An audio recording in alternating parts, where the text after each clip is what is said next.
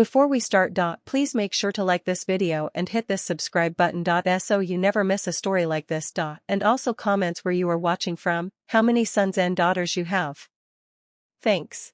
My name is Linda Carter. I'm from Dallas, Texas, and let me tell you something my mama always told me: when you give your whole heart to someone, you better make sure they're not just holding it, they're protecting it.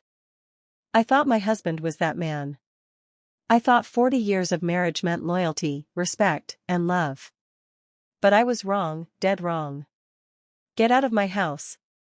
I screamed so loud, my voice cracked. My hands were shaking, my heart pounding so hard I could hear it in my ears. I said, get out.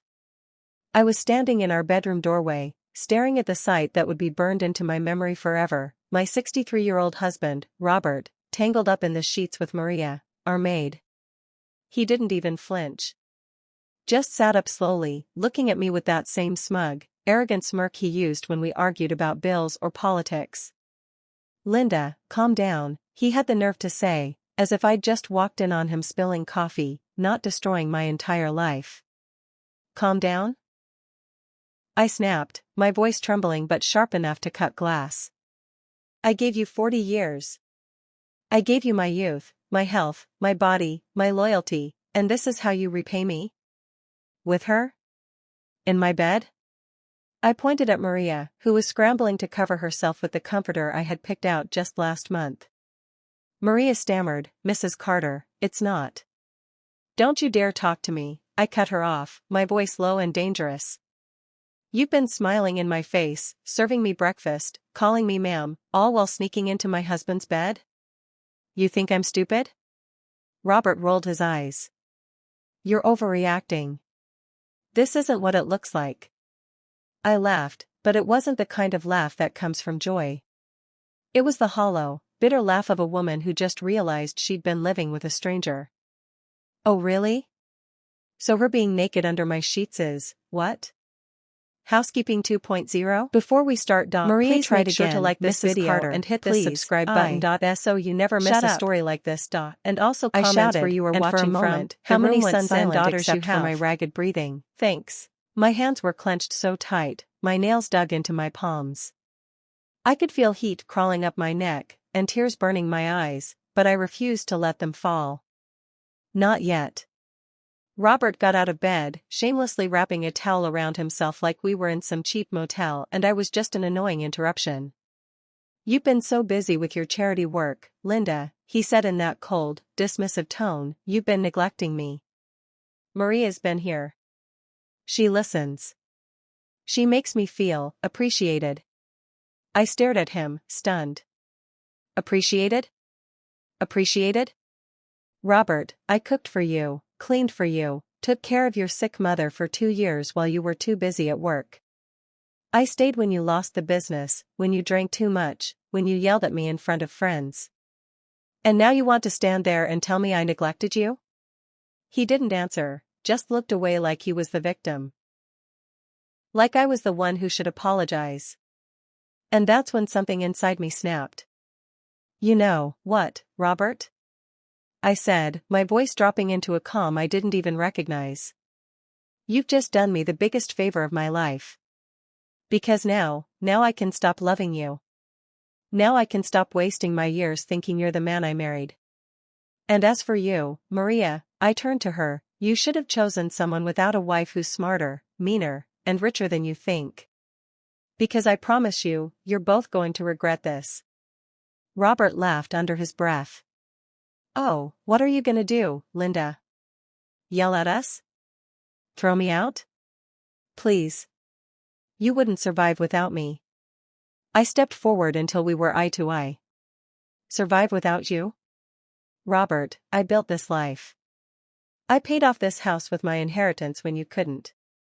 I put my name on every account because you didn't trust yourself not to gamble. You think I need you? No, sweetheart, you need me.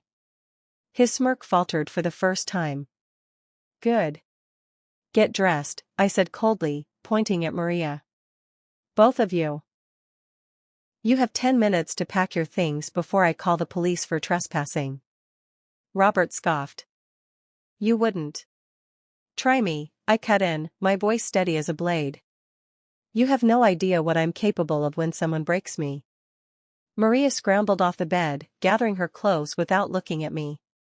Robert muttered something under his breath, but I didn't care. My hands were steady now. My voice was clear. I wasn't the sobbing, broken woman they expected. No. I was calculating.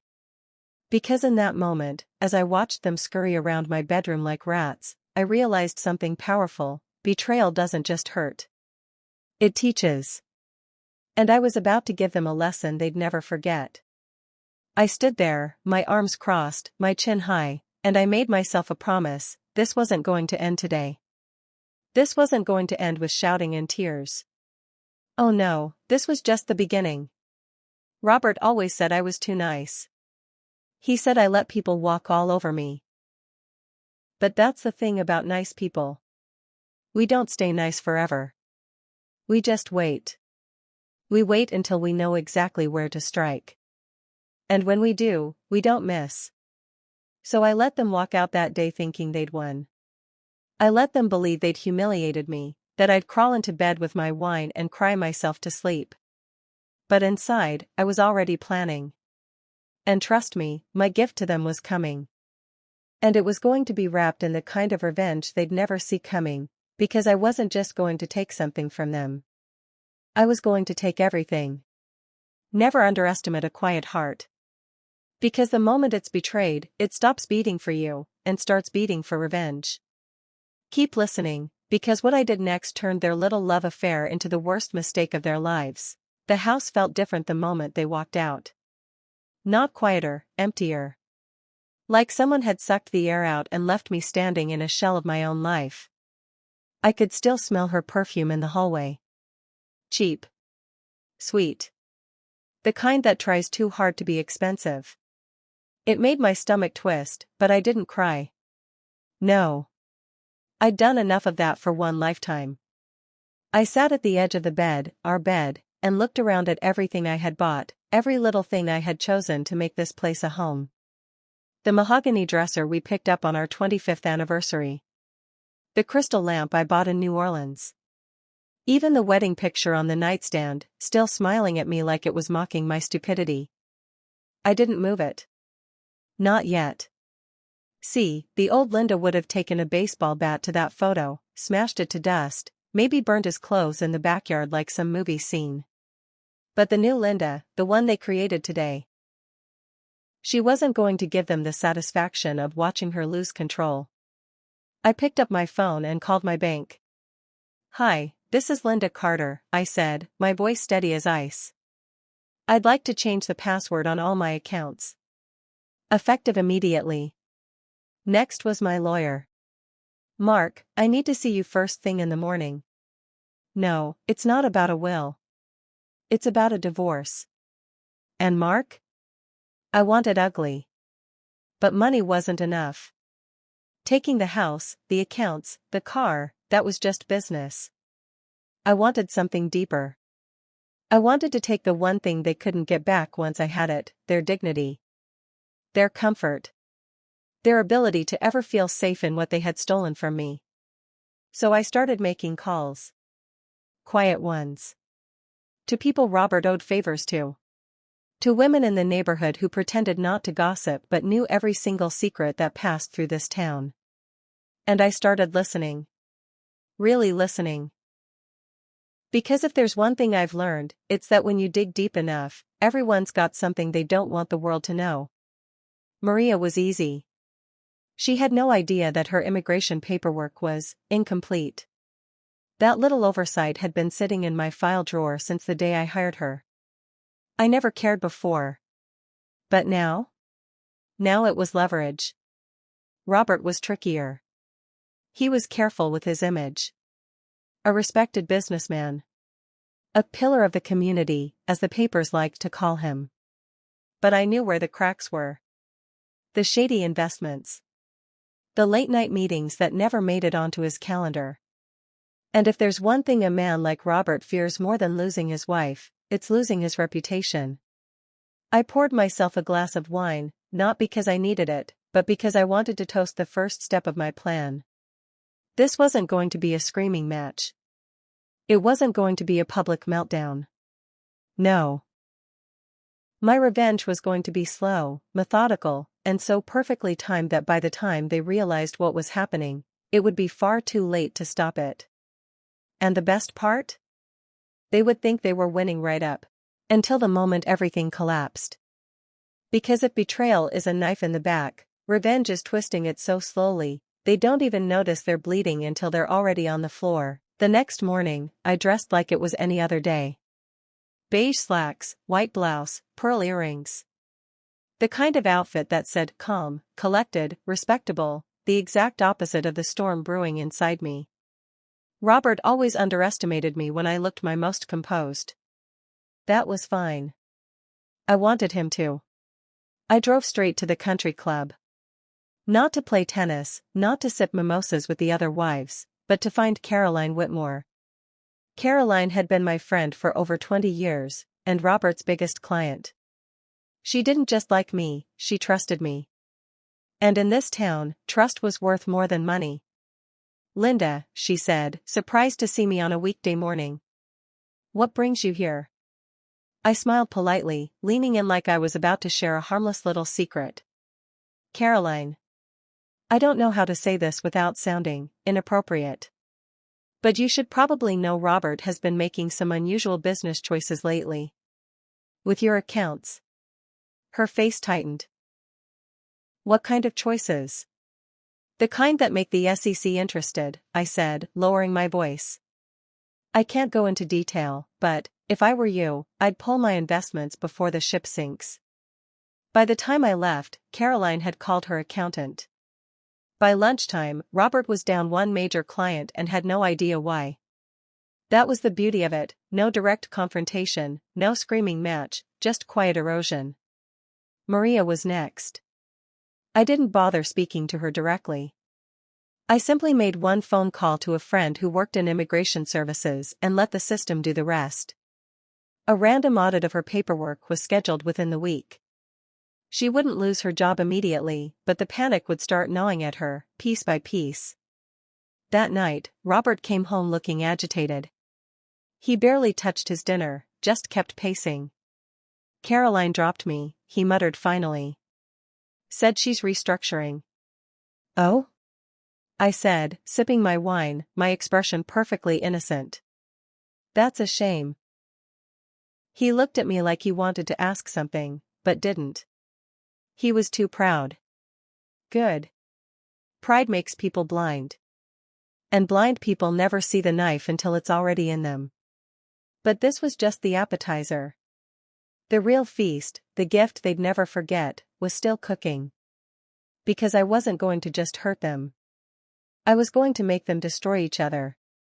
If you want, I can make section 4 the turning point, where Linda executes the psychological part of her plan, planting seeds of distrust between Robert and Maria so they implode from the inside before the final blow.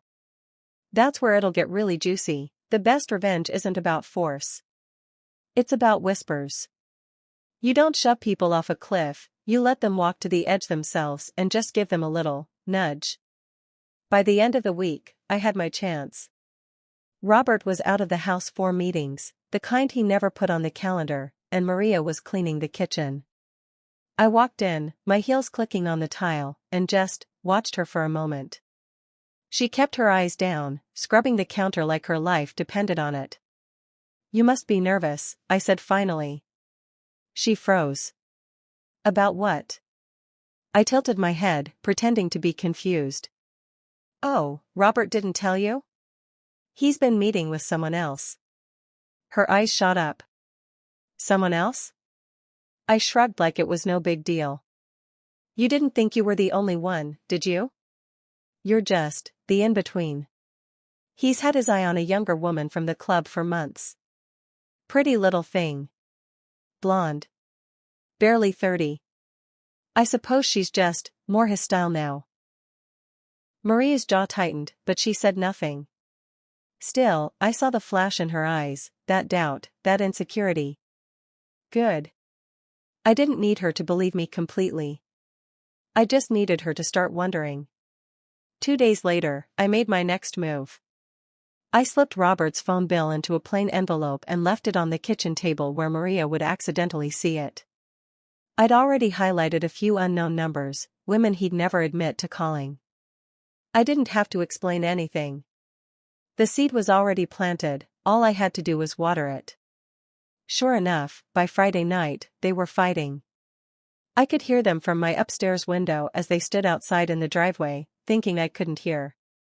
"You think I'm stupid?" Maria shouted. "You're paranoid," Robert snapped back. They went back and forth, voices getting sharper, angrier. And as I watched, I felt that calm satisfaction settle over me. Because they were too busy tearing each other apart to realize the walls were closing in on both of them. And soon, I'd be the one to slam the door shut. The best revenge isn't about force. It's about whispers. You don't shove people off a cliff, you let them walk to the edge themselves and just give them a little nudge. By the end of the week, I had my chance. Robert was out of the house for meetings, the kind he never put on the calendar, and Maria was cleaning the kitchen. I walked in, my heels clicking on the tile, and just watched her for a moment. She kept her eyes down, scrubbing the counter like her life depended on it. "You must be nervous," I said finally. She froze. "About what?" I tilted my head, pretending to be confused. "Oh, Robert didn't tell you? He's been meeting with someone else." Her eyes shot up. "Someone else?" I shrugged like it was no big deal. "You didn't think you were the only one, did you? You're just the in-between. He's had his eye on a younger woman from the club for months. Pretty little thing. Blonde. Barely 30. I suppose she's just more his style now." Maria's jaw tightened, but she said nothing. Still, I saw the flash in her eyes, that doubt, that insecurity. Good. I didn't need her to believe me completely. I just needed her to start wondering. 2 days later, I made my next move. I slipped Robert's phone bill into a plain envelope and left it on the kitchen table where Maria would accidentally see it. I'd already highlighted a few unknown numbers, women he'd never admit to calling. I didn't have to explain anything. The seed was already planted, all I had to do was water it. Sure enough, by Friday night, they were fighting. I could hear them from my upstairs window as they stood outside in the driveway, thinking I couldn't hear. "You think I'm stupid?" Maria shouted. "You're paranoid," Robert snapped back. They went back and forth, voices getting sharper, angrier. And as I watched, I felt that calm satisfaction settle over me. Because they were too busy tearing each other apart to realize the walls were closing in on both of them. And soon, I'd be the one to slam the door shut. 2 weeks. That's all it took for the cracks to turn into fractures, and the fractures into gaping holes. Robert was losing clients left and right. Maria was living in constant fear of that random immigration audit. They weren't smiling anymore. They weren't even pretending to be in love. That's when I decided it was time to wrap their gift. I invited them both to dinner. Yes, together. I sent Robert a text saying I wanted to talk about things. I told Maria I had something important to discuss about her future. I booked a private dining room at the most expensive steakhouse in Dallas. Not because I wanted to spoil them, but because I wanted witnesses. When they arrived, the tension between them was so thick you could cut it with a knife. Robert looked annoyed, Maria looked nervous. I smiled like a gracious hostess. "Please, sit," I said sweetly. The waiter poured wine. I let them sip, let them think maybe I'd finally calmed down. Then I pulled out 2 envelopes from my purse and placed them on the table. "This," I said, sliding the first one toward Robert, "is your copy of the divorce papers. Marked irrevocable. You'll notice I've taken the house, the savings, and the car. Don't bother fighting, the prenup you made me sign 40 years ago expired 20 years ago, and everything since has been in my name." Robert's face went pale. He opened his mouth, but nothing came out. And this, I said, pushing the second envelope toward Maria, is a letter from Immigration Services. Seems there's a discrepancy in your residency application. I'm sure it's just a clerical error, but you might want to start packing. Deportation hearings can be unpredictable. Her eyes widened, her hand trembling as she touched the envelope. But I wasn't done. Not even close. I leaned back in my chair, smiling just enough to let them know I was enjoying this. Oh, and before I forget, Robert, you might want to check tomorrow's paper. That little investment scheme you've been hiding? Well, let's just say your name will be on the front page. Caroline was kind enough to share everything with the right people. Silence. Pure, heavy silence. The kind where you can hear someone's life falling apart in real time. I stood, gathering my purse. You both thought you took something from me, I said quietly. But all you did was set me free. And now, I've taken everything from you. That's my gift. You'll never forget it, because you'll be living with it for the rest of your lives. I walked out without looking back. I didn't need to. I could feel the weight of their shock following me all the way to the valet. And as I drove away into the Dallas night, I realized something my mama never told me: the sweetest revenge isn't justice. It's knowing they'll never see you coming, until it's too